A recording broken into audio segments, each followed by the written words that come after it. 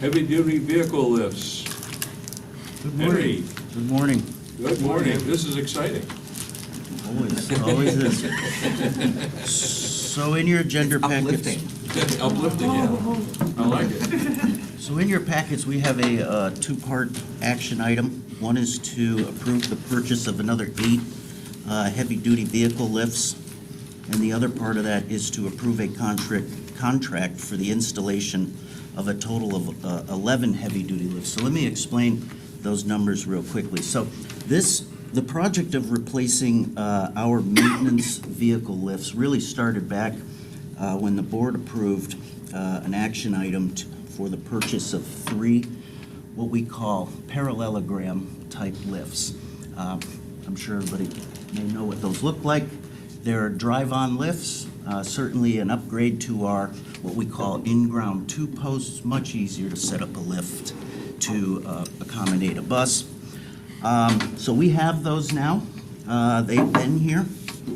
And when speaking with purchasing and knowing that due to the timing of the federal funding cycle, we had actually programmed this money into our CIP program about 4 years ago. So the project budget for the purchase of another 8 vehicle lifts came to fruition just recently. So in discussion with the purchasing department, it made more efficient sense to go ahead and purchase the 8 lifts additional to the 3 that we had already purchased and time it to have all 11 installed at the same time, rather than purchase 3 lifts, come to the board for approval to install those, only to have to come back again to ask approval to purchase another 8 lifts and then install them again. So this is part efficiency here. Basically, the 8 lifts that we're replacing now, these are lifts that have essentially met their useful life. So the average defined lifespan of a heavy-duty vehicle lift is approximately 15 years. So this facility was constructed in 2005. We're right at about 15-year marker. And of course, these lifts are used 24/7, 365. That's what the maintenance department hours of operations are, even on Christmas and New Year's and Thanksgiving. So they're always in use.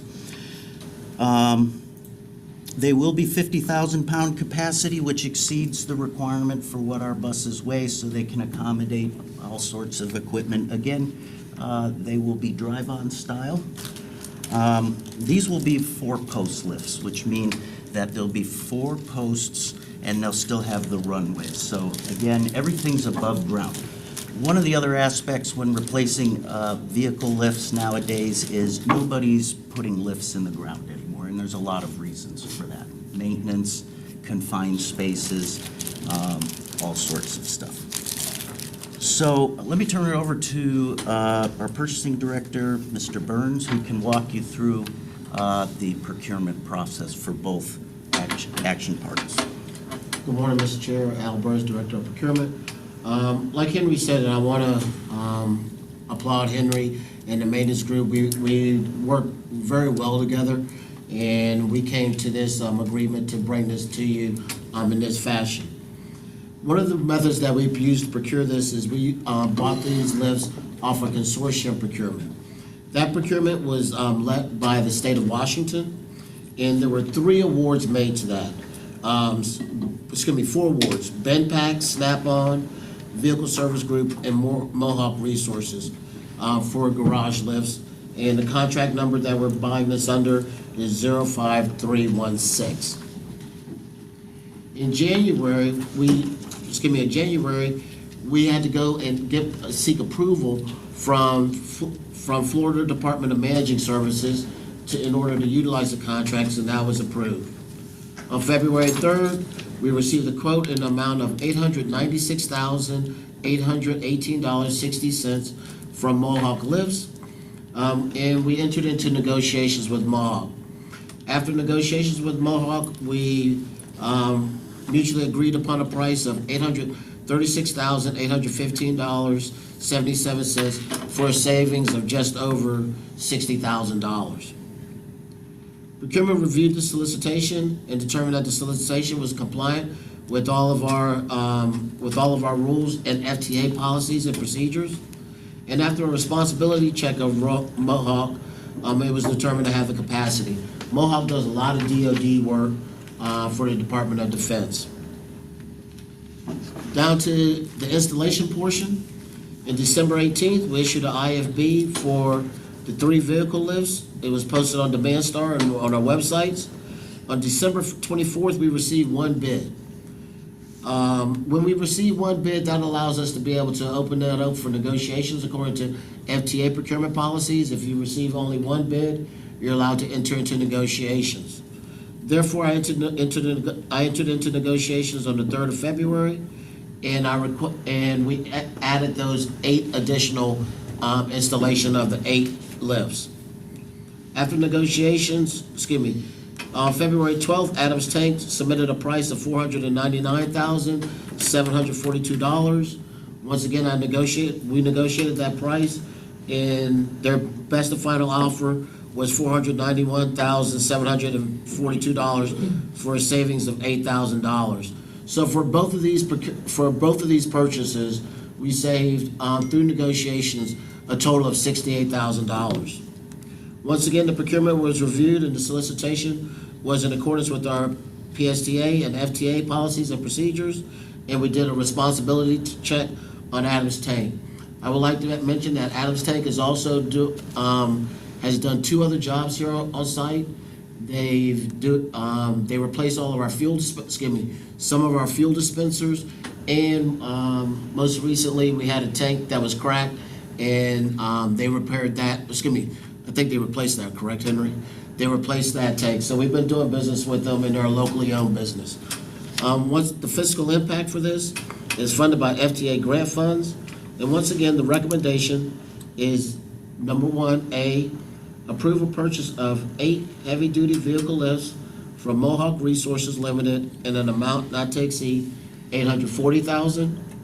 In Part B, approve a contract for the installation of 11 heavy-duty lifts with Adams Tank and Lift Incorporated in an amount not to exceed $575,000, which includes a 15% contingency. If there's any questions, Henry and I'd be more than happy to field them. Questions, anyone? No questions? I'll move that we Well, I have some questions. Hang on a second. First question is, as I think everybody knows, I drove heavy trucks when I was a college student, and they always used pits. So my question goes back to, and we don't have the pits, we'd have to dig the pits, but what were some of the negatives to pits that were an issue that makes a lift a more favorable approach?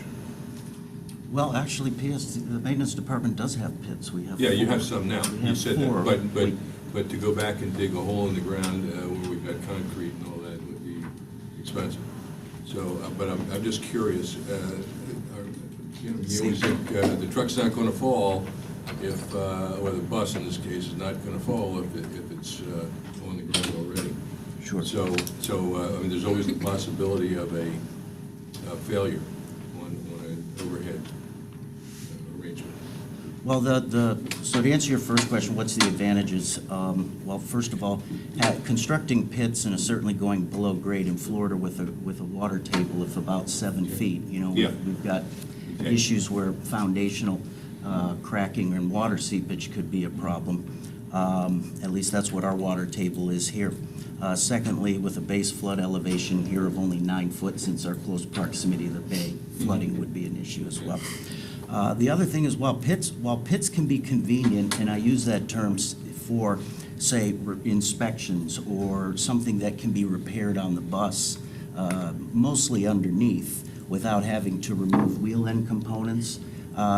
With a pit system, you cannot do brake work or remove transmissions, engines, and so forth. So just kind of to illustrate, on average, a PM inspection takes about, preventative maintenance inspection takes about 8 hours. And If you saw the technicians work, bus starts on the ground, goes up halfway as they check wheel and components, and then goes up so they can get under the bus.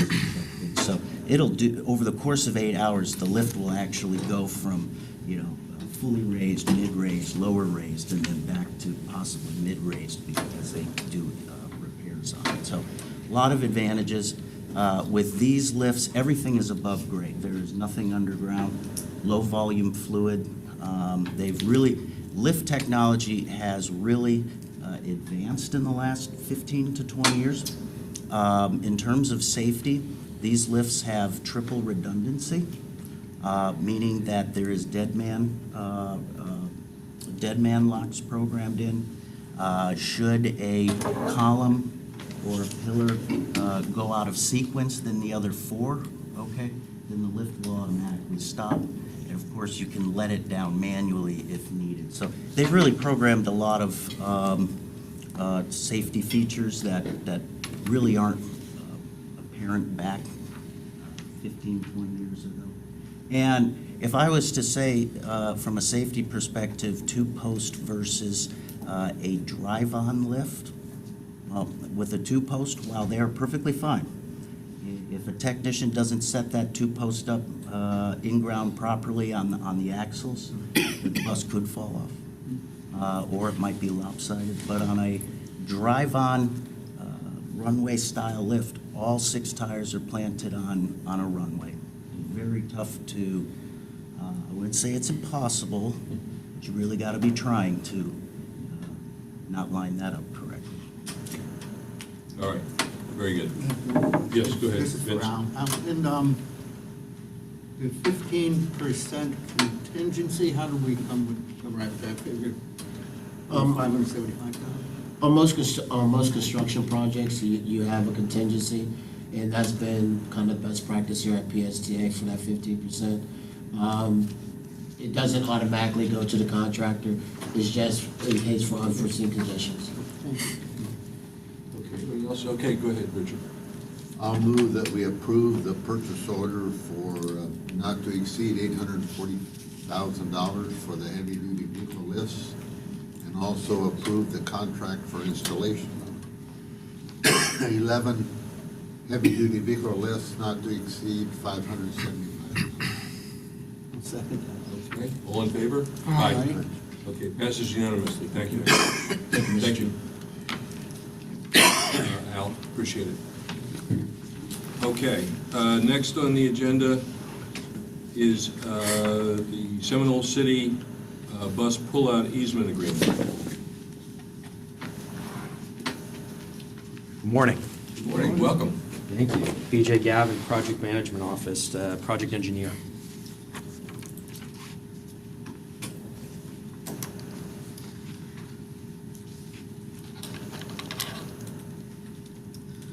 The item of the easement agreement is for a bus pullout at Seminole City Center.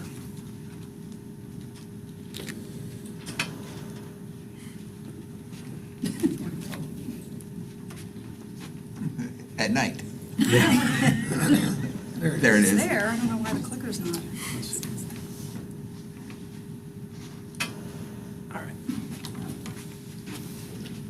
All right, so we've got an overview of the area here. The action, which I'll start off with, and then I'll tell you a little bit about it, but the action is to, we recommend acceptance of an easement with North American Development Group for a bus pullout at Seminole City Center, and to authorize the CEO to sign the easement agreement in a form acceptable to the CEO and General Counsel. But let me show you a little bit about what we're working with here. So you can see Lake Seminole up there. We've got Park Boulevard, Seminole Boulevard, just to give you an overview to Seminole City Center. And then Johnson Boulevard is where we currently operate. The location is already a bus stop, but we have 4 routes that come in there. So this is a little bit closer view here, and the city of Seminole is doing a resurfacing project along Johnson Boulevard here that's already planned. The easement agreement is an opportunity with the private developer, the owner of this property to the north. So the pullout, which you can see constructed right here, or proposed rather, would be within the right-of-way with the City of Seminole. And City of Seminole has agreed to partner with us on design and construction of that pullout. The sidewalk, even currently as it is bisected by a right-of-way line. So the existing sidewalk is on private property. So what we would like to do is get an easement on that private property. We've talked to North American Development Group, who is the property owner. They are open to the idea. They've got the new Seminole City Center there, and with the roadway being improved, this would be moving to improve the area. So the easement agreement itself is just for the private land. We've been in discussion with North American Development Group, and they understand it. They like the idea of it, and so the action we have here is the recommended acceptance of an easement with North American Development Group, and authorize the CEO to sign the easement agreement in a form acceptable to him and the General Counsel. What questions do you have? Questions? Go ahead, Yeah, Vince. currently, I believe, aren't there 2 shelters? There are, I Yeah, believe 2, so. Yeah. and so when we move forward with this, what do we do, what are we planning to do? 2 shelters? Sure. So the shelters would be in this bus shelter area. The shelters we have currently, we're constrained out there, and so it's a heavily used stop as it is right now. There's I think 350 people on and about that get off there as well. So it's a very popular stop. This would allow us the area to possibly put another shelter, and that's the idea, is that we can continue to serve and upgrade our facility a bit. The other thing, and I don't know, BJ, right now as it stands, well, there is kind of like a pull-off, it's not wide enough for a bus, so when the buses are stopped there, they're blocking the road. Yeah, I've ridden Yeah. it for this one. Yeah.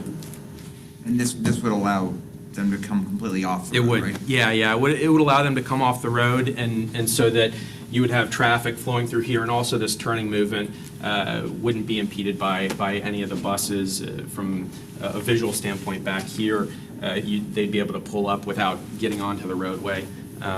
And I guess I forgot the most important thing is that there's no fiscal impact. So I know that this committee likes to hear that. I just think it's a win-win. Two questions. Are we talking about the sort of dark green outline as the amount of square footage that we're going to pave, or are we talking about the black, heavier black line inside? So the area, so the gray is all existing right now. This Right. gray here, the parking, that's all existing. This white part right here would be where the buses pull out to. That would be asphalt. Right. And that would be us. And then this bus shelter area, that would likely be concrete. The area that we're asking North American Development Group for is this, basically the orange part and going over. Okay. What about the sidewalk that's there? Will this interfere with people who are walking? So we'll reroute the sidewalk just a little bit. We'll still provide ADA access, and all of that will work between the bus shelter area and the pullout. So you'll have the sidewalk kind of running through. It's almost how it's operating today. And like I started off with, the existing sidewalk is already behind the right-of-way line, and that's City of Seminole. I'm not sure what they worked out with the developer years and years ago, but there's really not much to be done there as far as changing the geometry of the sidewalk. I just don't want anybody getting run over or Sure, something, you know. sure, yeah, no, there will be less conflict with buses. Right now, and I don't think we've had any incidents really that I know of, but the buses are actually at grade with the sidewalk as it stands now. So this will change that and create a curb would be the intent. How many routes go through there? 4. We'll be using it, 4 routes? 4 routes. Okay, and how many buses are there at any one time? So I've talked with planning, Sitting there right there. 2 to 3, I think is. So we have a shelter for each route? I think there's only 2 shelters right now, but I'm not sure if a bus might lay over there and just be waiting there while the other 2 are functioning.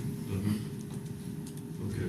So this should reduce congestion, it won't increase congestion? That's affirmative. Yeah, especially on Johnson Boulevard, you'll have free-flowing traffic through there, and with that resurfacing project that City of Seminole is doing regardless, I think that they probably have seen an increase in traffic with that development with Seminole City Center. I mean, it's a complete upgrade to that whole area. So Yeah.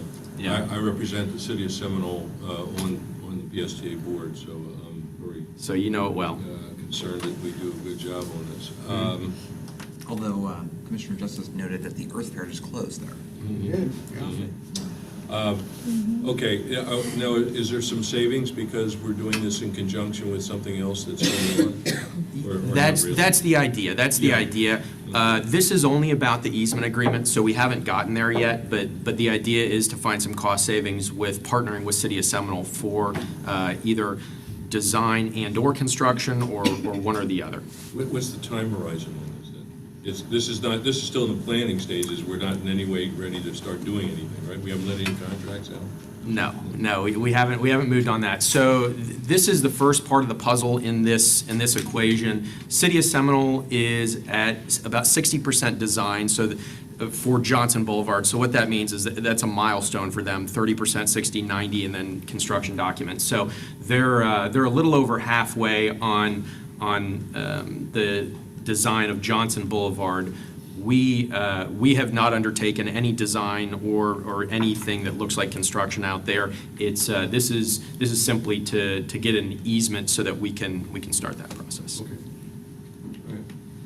Any other questions? Nope. Comments? I'd like to make a motion to approve the Seminole City Center bus pullout easement agreement. I'll support. Okay. All in favor? Aye. Passes unanimously. Thank you. Thank you. Okay. Audit solicitation. Uh-oh. Mr. Chair, for the, Yes. would you have any recommendations on the vehicle lifts or the easement for consent or action? This, I think, can go in consent because of the size of the other, I don't know. It's not an issue that the rest of the board is probably interested in, so it could go on consent if everybody agrees to that.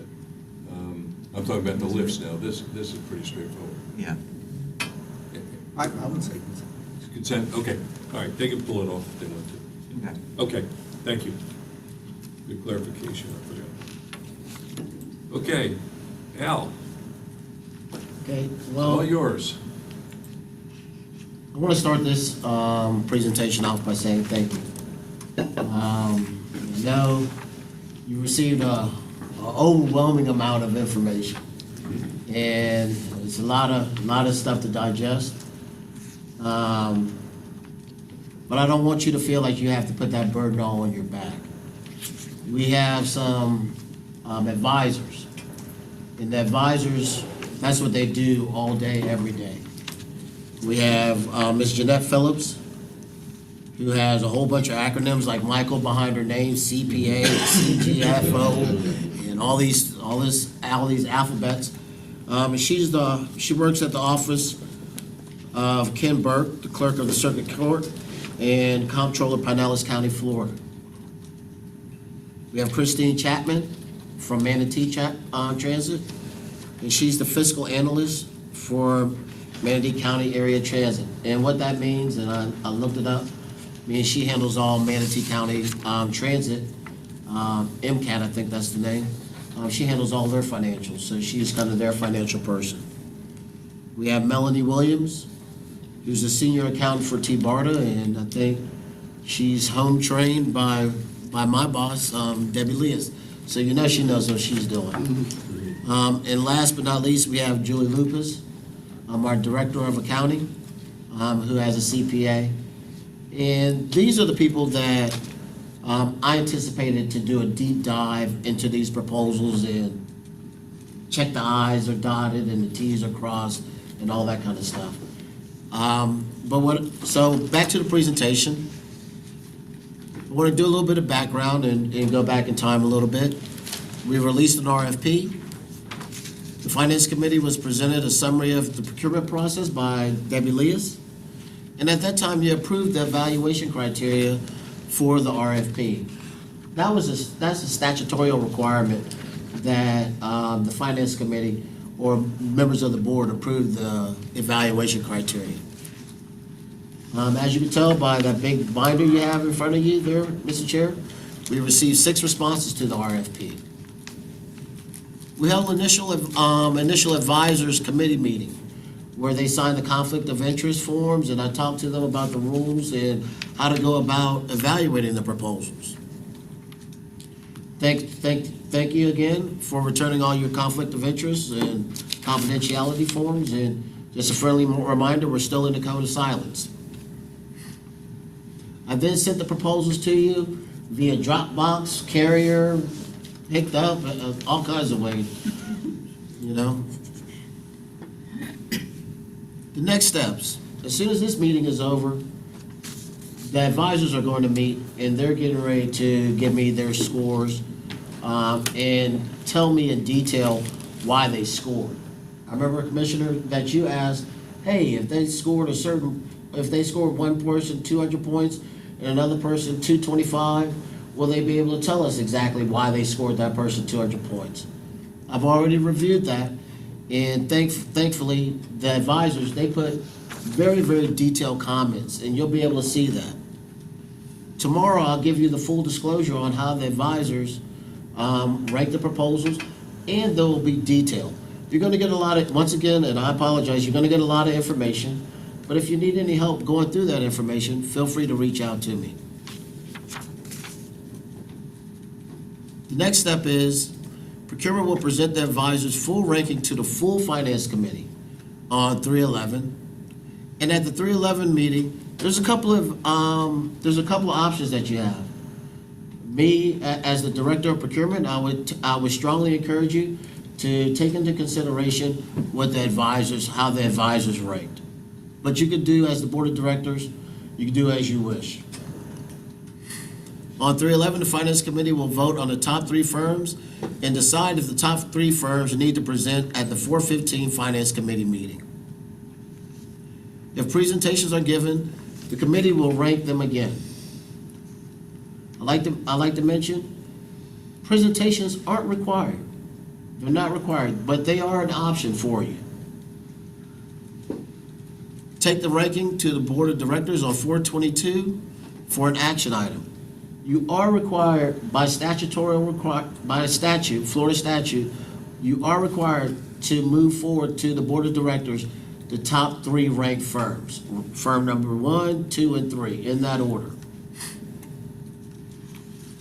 As a reminder, the Board of Directors selects the firm, and after the firm is selected, as my boss Debbie, she says she wants wins in 2020, procurement will enter into negotiations with the selected firm. Are there any questions?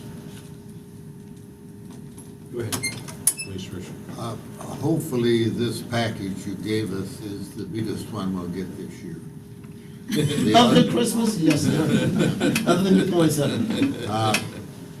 I would like, when you give this to us, it has a front page that says what it is. It took me, I realize I may be a slow learner, but it took me an hour just to make the determination, oh, these are the 5 firms that are going to audit us.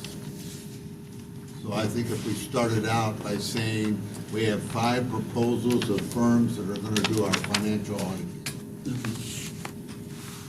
that would have saved me some time. And then,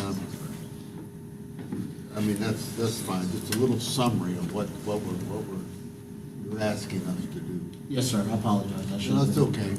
But, you know, it kind of started right out with the first company, and it took a little while to get adjusted to that. It's 6 firms, is it not? Well, Yes, it's sir. 6? Yeah. I think I probably threw one away already. That's probably the winner. That's Mr. probably the Saraki. one I'll win, yeah. Thank you, Mr. Chair. Al, I've got a couple of questions. I think I need the book, because I'm going through that PDF and I'm just confused a little bit. I've been trying to wrap my hands around that thing. Is there any way I can get one of those? I'll have you one in about 30 seconds. Yeah, I'd like to. And I'll have you one in Because about I've 30 been- seconds. I've been reading it after you and I had talked and just going through it, and I'm trying to, I'm going through so many pages that I can't put notes anywhere. Yeah, it's hard And to I do think it. that, like, he's got those little tabs with notes. I think I need that. So It's on its that's way, all sir. I need. It's on its way. That was all I had. Okay, great, okay. You know, another- Go ahead, Vince. Yeah, and I was reviewing the pricing. The optional services, I'm a little confused on that. I guess some of the bidders didn't put in the optional service, could they come in later or something like that? I'm worried. The optional services are for additional audits, and that is something that I'm not going, the objective for that is to secure the rates. That's the main objective. The top portion, and I can go over that in detail, I'm kind of shooting from the hip without having it in front of me. The top portion is what is known as the base, and that's for 90% of what we're doing is the actual audit. There's some other things like the IT audit, I think, is down there, and some other optional things. And what we were trying to do is secure the rate. But when I bring that to you, when I bring it to the full board for award, we'll include that pricing for whichever the firm is for that optional services. Okay. Because I remember back in another meeting, CLA had done additional services for us. So Debbie and I, we spoke about that. And in the upcoming months, Michael and I, we're currently working on another solicitation for those different types of, I don't want to call them audits, I'm kind of at a loss for words, but we had them, like I had them do a deep dive on the procurement department when I first got here to check all the files to make sure that everything was compliant. We're going to put out another solicitation that is totally separate from the auditing for those different types of services that we want. That way, there's no confusion. And essentially, we kind of project what the additional services we are going to need, and that's the numbers that come up here. Yes, sir, exactly. Or they project. Mr. Bennett? Yes, just one other thing. When we're going through the packages, the easiest thing for us is to look at the dollars. We see that a one-year bid is $150,000, and we can compare that apples to apples. And a three-year bid is $300,000, and we can compare that apples to apples. It's not real clear in these packages. What I'll do, sir, is I'll make a table or a matrix. That would be perfect. Okay. Because, you know, you're asking us to evaluate their staff. Sometimes they have 50 people listed as their staff members. Yes, sir. We can look at what kind of degrees and credibility they have, which that's something we can do. But the easiest thing is to look at, okay, this is the low bidder. Why do we not want to take that person? Do you want to talk about, when we look at things, we're evaluating on different criteria. Cost is not the largest factor because we want to have somebody do a quality job. I want to know that the auditors are coming in and finding where we can do better. And I don't mind paying more if that's the case. Of course, I love to pay less, which is why I've got Al. But, you know, the important thing is their ability to do the audit, their approach to the audit, the fact that their team is qualified, et cetera. And cost is a factor, it's just not the largest factor. But your idea of having a matrix is perfect. And I understand that, but you know, when you look at these 5, 6 Six. companies that made their submissions, they all seem to be pretty well qualified. So it's difficult to make that decision. And the dollar number is an easy one for us to start with. Mr. Chair. Wow. Just maybe to look ahead to, I think, and Al can correct me, but what I'm expecting, the advisors are going to meet this afternoon and develop their score sheets.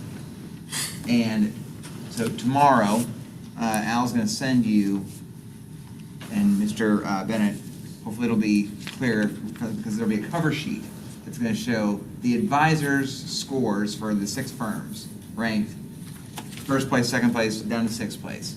They're going to give you those scores. And you'll be like, oh, okay. And then if you've already done your own personal scoring, you can say, oh, they're similar or totally different. And then the thick part, hopefully not as thick as the book you got, but a lot of paper is then going to be notes from the advisors on, you know, why they gave the scores to the different firms that they gave, so that maybe they know the different accountants that are in the packet. Maybe they probably have a better sense, rather than, like you say, it's hard to discern 50 people that are in a proposal, but hopefully they'll have a better sense of that, and they'll write that. I've already seen some of them, and they've written a whole bunch of notes on why they think this firm is better than this firm, that hopefully that'll help you. That you can then, when you come at the March meeting, I'm envisioning that you'll say either, yeah, I agreed with the advisors, this seems logical, or this doesn't seem logical, we'd like to shift the numbers, the rankings around. And then decide, well, there's 2 firms that rise above the rest in total points, so we should bring those 2 in for interview, or there's one obvious winner, whatever the numbers turn out to be, and then you're going to decide whether you want to have interviews or not at the April meeting. Remember, your goal, the Finance Committee's job is to rank the top 3 and then send all 3 to the full board. And then the legislature, the board has to, all your work is not for naught. The full board has to agree with the Finance Committee's number 1, and if they don't agree and they pick number 2 or number 3, the legislature requires them to have a reason for that. So they'll probably go with the Finance Committee's number 1, I figure. Isn't the plan that we might receive the advisors' little package, Tomorrow. which is 2 weeks late for me, because I've already done it. I know. I thought we were supposed to do it without the advisors, because that would prejudice our decision. Well, you're ahead. You're ahead of all of Doesn't us. that prejudice our decision? Right? Although you just revealed to Debbie that you basically did it based on price.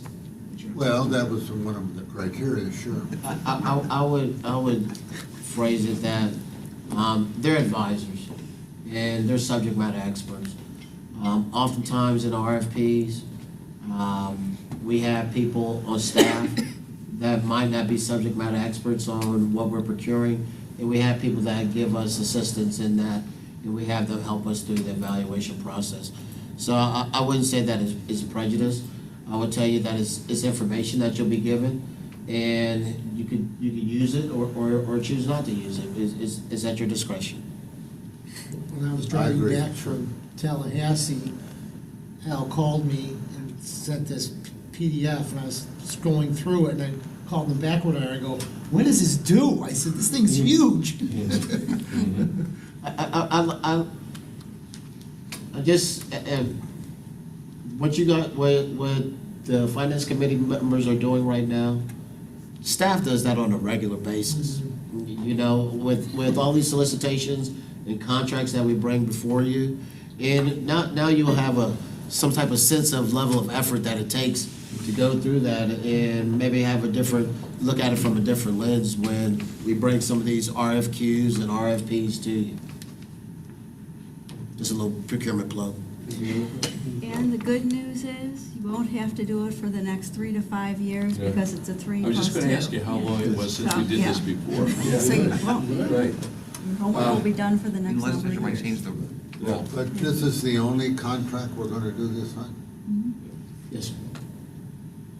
Yeah. I'll lower my expectations for my salary then.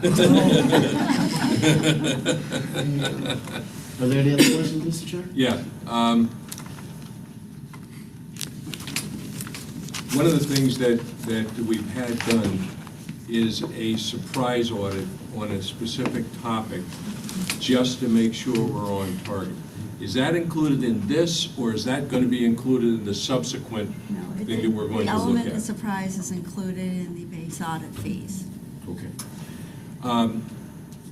One of the bidders here is CLA, which is the existing company. How important is it that we consider that one of the things we have to consider is whether or not there might be continuity, which could be a positive, or a negative based on the fact that they might have skipped over something or get a little bit complacent. So I'd like to kind of understand that part of the question. I understand your question, and I think Commissioner Cox asked me something very similar to that. Public procurement rules. You're to evaluate the proposals, and the advisor are evaluating the proposals off of their face value. I understand some of your, I understand fully what you're saying. And if that is a concern, you as the chair and as a board chair, there's ways that can be addressed. But from an evaluation committee member's perspective, you're to evaluate the proposals on the face value. So, Okay. so in other words, those factors that you're talking about are things that can be brought into. Okay. I'm just trying to find out if that's a positive or a prejudicial factor. That's all I'm asking. It's a difficult question, I know. So, any other questions? Okay. All right. Thank you. You're welcome, sir. At this stage of the game, is there anything further that we need to do with this? We're just, at this point, just reviewing this, correct? We are not Yes, sir. looking for any kind of a motion or anything of that nature. I do have one question. Sure. What's the preferred method? Do you want me to print things out for you like I did Hate now? to kill trees, but it's tough to do this on a Okay. computer screen. Yeah, I was flipping out. Yeah, because I can tear out pages and run copies of pages. So getting a book like this is Okay, sir. And when will you have them ready? Tomorrow. Tomorrow. Okay, so come You'll send them to right us up just here. like you did. And then we just email Assuming you our all of the results? people come with their stuff. Or I you'll think get we it bring to them you? on March 11th, right? You bring. Should we stop by and pick it up, or wait till next week? We're going to be back. So I got a couple questions. The first one was, I'm going to make, maybe not as fancy like that, but I'm gonna make packets for you that you'll be able to pick up, or either I'll have them carried to wherever you want. The next question is after you've reviewed, I would ask that, yes, that you send me your ranking ahead of time, prior to the next finance committee meeting. That way, it gives me enough time to be prepped and get everything in order. And I think those were the two questions that I had. Perfect. Okay? So if I sent Al, you, you could give it to them at the next Wednesday's board meeting. So maybe that's, Yeah. maybe you want I'm gonna, earlier. I want it when it's hot off the press, so. I'll take a ride up here whenever it's ready. Yes, sir. Just send me a smoke signal. so you would like, prior to the March 11th meeting, you'd Yes, sir. like each of us to send you our results. Yes, sir. So I'm sure after I look at the advisories package, I might change my results, but would like something like this. That, what you did is perfect. The companies and the ranks and how I rank. That's perfect what you did, sir. Okay. All right, thank you, Al. And You're welcome. thank This would have your been team, much too. easier Thank your 20 team, years too. ago. Al, thank your team also. Thank you, sir. I appreciate it. This is a big job. So I know you guys did a lot of work on this. Okay, any other questions on that? We'll go into reports. Financial, Julie. Good morning, I'm Julie Lucas, Director of Accounting. And you can see I have a job ahead of me as soon as we're out of here. And a big pile of paper. I will say I printed them all out too. I couldn't do it off a PDF, so. Okay, in December, we finished 12.6 million favorable to budget, and this was driven by property tax. This was due to the timing of the distributions, and if you remember, we discussed that last month because we were under.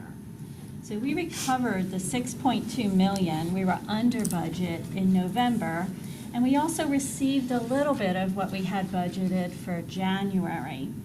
So as a sneak peek, year-to-date January will be fairly close to budget, but it's the individual months that are reflecting these timing issues between November, December, and January. Expenses continue to be controlled by staff and are coming in at about 4.3% under budget. Services expenses over budget, primarily due to the tax collection expense being over budget. We get more money in property taxes, it costs us more money to get that. So for December year-to-date, we finished 7.5 million favorable to budget, helped by the property taxes, bringing revenue in at 6.1 million over budget, and the expenses being 1.3 million under budget. Supplies expense was 44,000 over budget in December due to the same tire issue that we discussed last month, where we had to buy the tires outside of our Michelin contract to meet our needs. But as of now, we don't believe that this will be an issue in any future months. Any questions on the financials?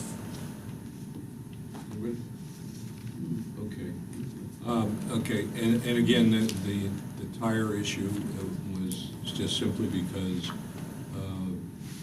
we had extra tires that we had to have to keep keep the buses rolling. And Michelin And- couldn't meet our needs at that Yes. point, so we had to go outside of that contract.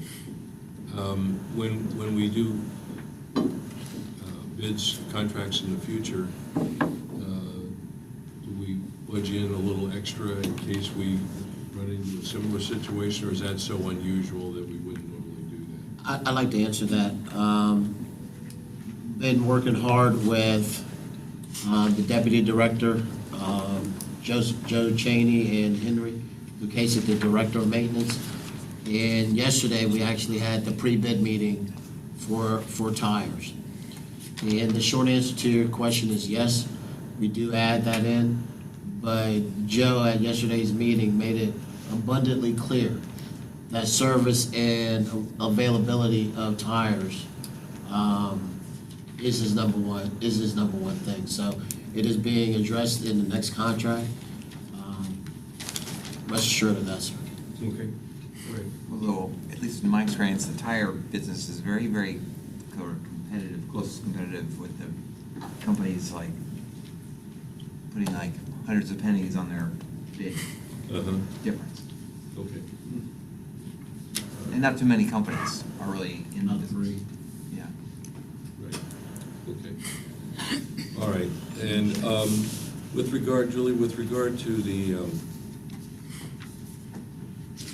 income from property tax revenue, do we get good data? I assume we would get good data of anticipation from the taxing authority, whether it's county or whoever, as to how much we're going to get in. So the variance was, Timing. It's just timing of receipts. Yeah. When we budget the allocations, we try to look back at the last 3 years and how payments came in, which months they came in. So if one payment is on the first of the month instead of the. So it really depends on when people pay their taxes, is what you're saying. And the timing of when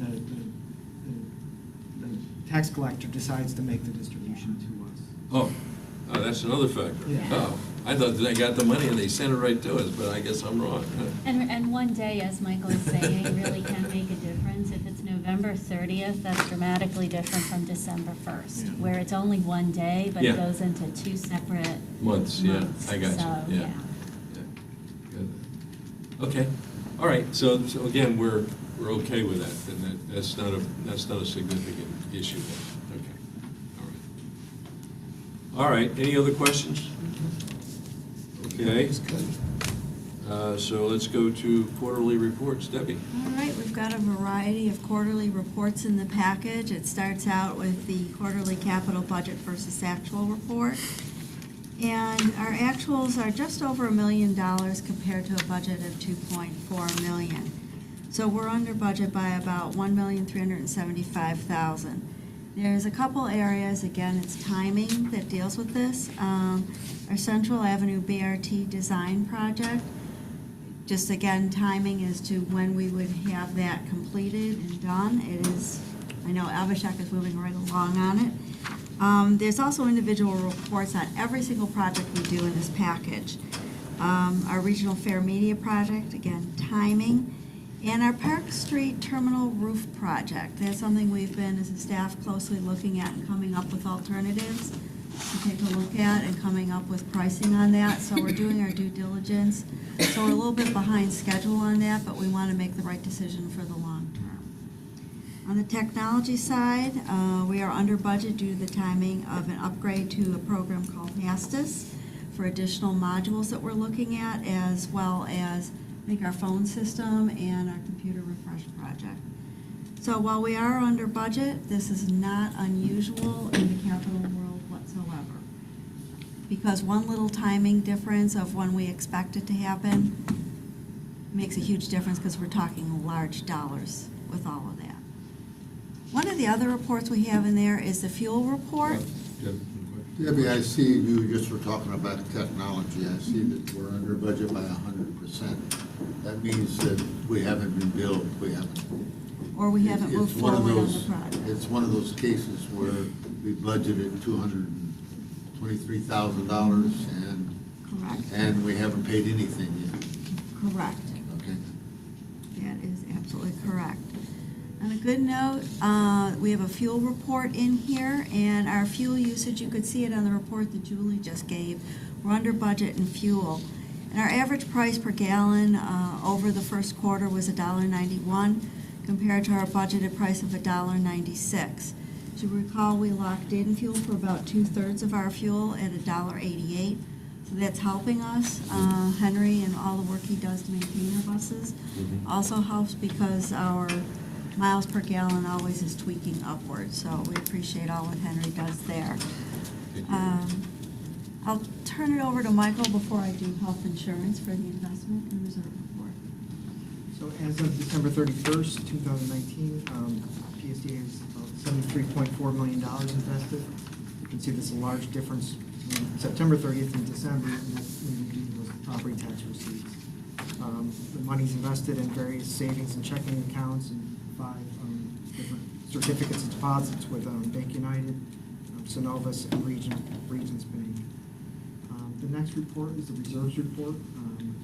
That breaks down that $73.4 million. There's about $155,000 in FDA restricted funds. 14.2 is in the board designated 2-month operating reserve. 3.8 is in the estimated self-insurance reserve, and with 21.8 remaining in the capital reserve. The rest of the funds are to pay outstanding liabilities and future expenses for the rest of the year. Questions? Okay. All right. Now we get to exciting, never as exciting as Henry on the lifts or doing Seminole City improvements, but health insurance, something near and dear to my heart, and I know this group's as well. As of the end of December, we have a chart in here, but just to tell you a little bit about it, we've got 3 plans as a reminder here at PSTA. We have what we call a buy-up plan. It's sort of the premium plan, and people pay more to be in it. We have our new base plan, which is now a couple years old, and which is the most utilized plan, and a high deductible plan. The buy-up plan is the least utilized plan that PSTA has. And it's basically 18% of our total enrollment, but they account for 28% of our claims. So what that means is those are the people who most likely have more issues, medical issues to work with. So even though they're a smaller number, it's a higher percentage of our claims costs. However, the good news is their average claims costs have gone down since last year by 25%. We continue to see improvements in our claims, which I'll talk a little bit more about in a minute. Our base plan is the highest proportion of our enrollment at 58%. And the base plan accounts for about 53% of our total claims costs. Again, we have seen a 14% decrease in the average cost per claim for the people in that plan. In the high deductible, we continue, as more people come on board, they are attracted to the high deductible plan. If you're a single member, it doesn't cost you anything. PSTA provides money towards your health savings account as well. And we're finding that has now become our second most utilized plan with 24% of our enrollment. And that accounts for 19% of our claims. We have seen an increase in those costs year to year. And the reason for that is we're moving people away from some of the other plans that may have more claims. Because initially, I think when we set this up, we thought it was people who were extraordinarily healthy joining it. I think we're getting more and more people joining it because it's attractive. The other reason the costs have gone up is back in September, we had a very high cost claims person that happened in the very early months of the first quarter. We're already seeing that trend down. And speaking of trends, I took a look at last year last year period, and we've talked about some statistics previously, but our average member age is 43.6 years. And the percent of our population here at PSTA that's over the age of 40 is 67.7%, slightly down from the year before. But the norm in government industry is 46%. So we're much higher in our age population here, which can account for why some of our claims are higher than our peers in just government in general. And while we don't have a lot of spouses on our plans, their costs are about 2 times what our employees are, including catastrophic claims. But the good news is, because we've talked about catastrophic claims in the past, which are over 50,000, we have come down almost 6% in those claims. Most of them relate to cancer, but we've also noted there are areas that we can concentrate on here at PSTA to help our employees become healthier. Some of our higher cost areas are musculoskeletal and circulatory. As I mentioned, cancer, we're down about 17% in our cancer claims. Other areas to concentrate on where we spend money is diabetes, hypertension, cholesterol, thyroid, and I think I mentioned diabetes. In the past, we've talked about how people use our emergency rooms. We're trying hard to get people to go to urgent cares, go to the, I'll call them a doc in the box, but go to CVS, go anywhere other than the emergency room. And unfortunately, what we found is we have still about 8% of our visits, which is up over 27% than the year before. People are still going to the emergency room, which costs us on the average $1,740 every time they go. And what are they going for? Musculoskeletal, which means, I think I pulled a muscle, my arthritis hurts today, those types of things. Gastrointestinal, and the typical, I've got a sore throat, ear, nose, and throat things. So we still have a lot of education left to do to cut those costs down. Could be the coronavirus. So one of the good news is also preventative care visits are up year over year. So I know that the work that Julie and the benefits team is doing is taking effect. So overall costs are coming down. People are moving towards a high deductible away from our highest plan, and we're seeing improvements in a lot of areas. So I'm very pleased with that. And, the other important thing that I have in there, in case you just want to do something late at night, I saw that. this is, it's an SOC1 report, Service Organization Controls Report. Basically, this is the audit of Cigna, and it goes through every ounce of internal controls that they have. You can quickly go to the right-hand column and see where, if any, there are any issues.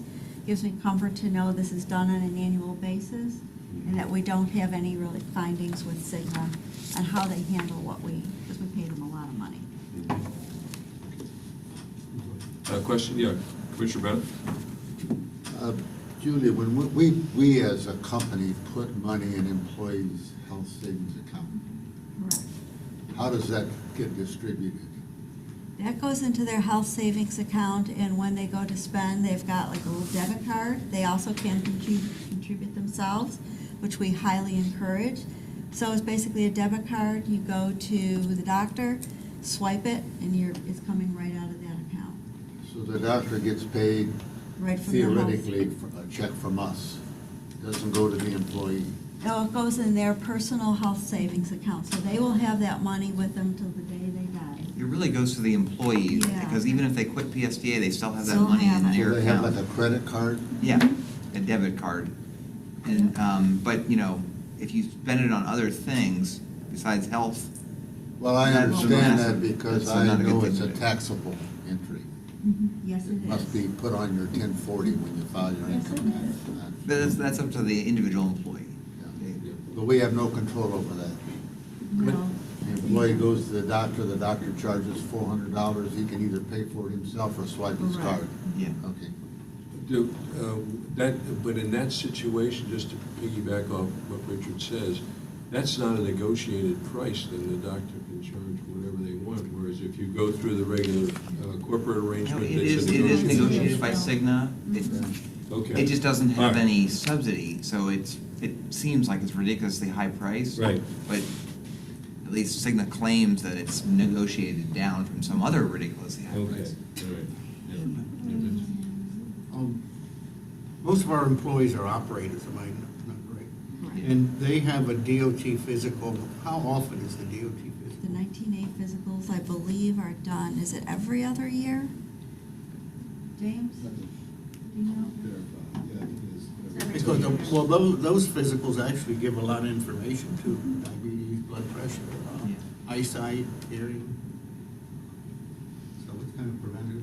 Yeah. And that's paid by the company, right? And Yeah. all we're notified of is whether they pass or fail, we don't have the actual physical in our files. But regardless, they would They would know. be approved for the operator to make sure that they can pass it. Right.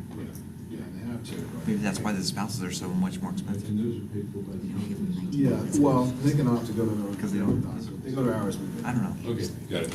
Okay. All right, any other questions?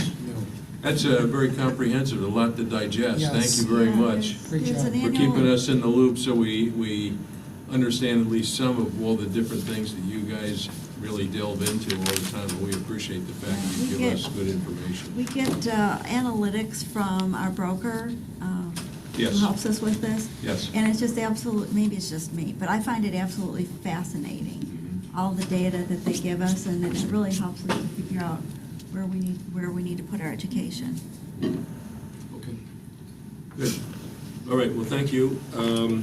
It's our biggest contract, it's our biggest expense. Yes, in it our whole is. budget. Oh, yeah, it's huge. Yeah. All right. That's, Quarterly reports, we went through that. We went through the Cigna report, we're good, okay. Ridership and performance, Brad. You have that Yep. Yep. here. I saw it myself, but it's good that DART is down, and ridership is relatively flat, actually, which is good. Yeah. All right. Question, where do we stand with Shields? 111. We're at 111, we're 70% complete. Good, We okay. have just the oldest buses left, the 05s and 06s. Okay, good. I had an opportunity when we were handing out candy last week to take a look, hop on a bus and take a look at one of the shields and how they operate. And it seems like the ones we picked will do a good job. I like the fact that the glass slides so that people, the operators could get in there easily and so on. I want to say thank you for Henry and your team for evaluating that carefully and doing a good job. 'Cause I want to take all the credit. It wasn't just maintenance. I want to thank, the operations group, the drivers, the safety team, the union, all had input to come to the design that would work and accomplish what it was designed to do. Good, thank you. Okay, any other topics for the future? Yeah, Richard, I'm I sorry. just had a question, Brad. Is there some generic reason why our DART complaints are up so high? Possibly. I'll have to look into it more in detail and get back to you with an answer. I mean, I could answer. Well, when they're twice what they what were would last be your year. answer? My answer would be that, that Baycare is essentially taking over that company. They had 51%, they'll now own 100%. And when they evaluated the employee overtime, it was really out of sight. That's why they were maintaining such a good record at that time, but they were losing a lot of money. So Baycare had Calibrated the whole thing. That's exactly right, and with an upgraded dispatch system, and it will improve. I follow the trend, and it's because there were so few complaints before, like 1 or 2 or 3 or whatever, and now they have to cut down on overtime, employee overtime, and get used to, like Brad said, recalibrate the new dispatch system. So on and so forth. Yeah, I would say it's a combination of Baycare sort of tightening the screws, needed so on the operation, so there are later trips, but also because the ridership has been so high, they just didn't have enough vehicles to, and so we're working very hard on both those fronts. They are on the overtime, and we're moving many more people to our other programs.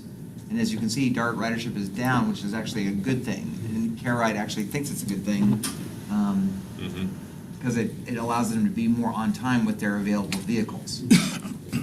So there's 2 factors then. One is there's a lot of people who are maybe not really needing a DART ride that are trying to get a DART ride. And the second thing is that they're just, you have so many other entities that are throwing business to DART when they should be handled through another source. Yeah, like Medicaid, which we're trying to Medicaid work and so on. on. Yes, that's the other factor that we keep working Well, on. we just need to keep an eye on that. We want to make sure the ultimate answer is they've cut service.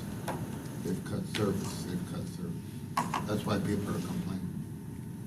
Well, we haven't cut service, but the service is not apparently as perfectly reliable as it used to be, because the driver may not be there on time to pick the person up, and they're often going to a medical appointment or something, that they get they call and complain when their ride does not show up. Oh, I understand that, but our bus drivers have a stopwatch, and they look at the sign and look at their stopwatch.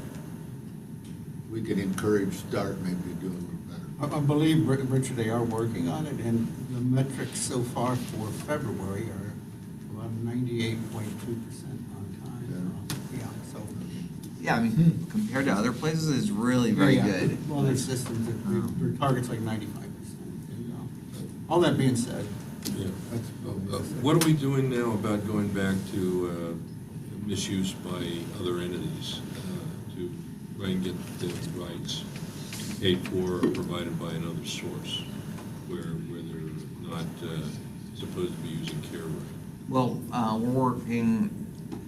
We're making some good progress on that. I think probably at your April meeting, April Finance Committee and April Board meeting, we're going to have a big presentation on all the the activities we're doing with paratransit and our whole new program where we're giving folks other options besides just the most expensive care ride option. And also the work we're doing to try to make some progress on the Medicaid, on the dumping of Medicaid trips onto us, even trying to thwart back some state legislative maneuvers on transportation disadvantage that are gonna hopefully not happen. Can we back bill if somebody misuses? No, No? right now we can't, but maybe that is in the work. Maybe Yeah. we can get something on Yeah, that. Yeah. okay. So more to come on that. Just on future meeting subjects, April, March, we're gonna have a discussion about the audit. And then we've got some procurements in the works right now on lobbying, our federal lobbyist contract, and our mobility on demand, or our paratransit RFP is coming to you, I think, in April, so. Okay, very good. Fun. All right, yes, go ahead. We received your email about the BRT. Yeah. There was a concerned citizen that, Our friend. You're being nice. Yeah, well, no, he's a concerned citizen. And that being said, your explanation was very good of where we are standing in it right now. It was easy to research all of that, so. Yes. We were never in any anticipation that the president's budget would have any bearing on what we're seeking, and it didn't. But that's been par for the course, and it wasn't like Pinellas was singled out. There was no project across the entire United States that was picked or not picked. It wasn't even like a thing. So. Okay, thanks, Vince. Okay, any other points? Okay, the meeting is adjourned. Thank you very much, guys. Catch you, Brock. Thank you, everyone. Thank you, Mr. Chair. Did you meet with Mrs. was it Mayhew last week? I did, yeah. Yes. Did you ask her? if she I mentioned your daughter. Did she knew her, I'm sure? Yeah. Yeah. But she knew she wasn't in the office. She wasn't there. So next time. My daughter wasn't there? Right, because wasn't your daughter in Georgia? Right? Wasn't your daughter up in Georgia? Yeah. Yeah, and then another assistant secretary was there, and then I'm going to be meeting with her maybe in Orlando. When you're like, Coming up. oh boy, it's Do not the you word. ever tell us or ask us why you didn't do your evaluation? Did you get them from all of us? I did mine. Everybody did it here. Missing one. Well, I didn't know, Just missing one. you're asking for technology, you're asking me to scan it, download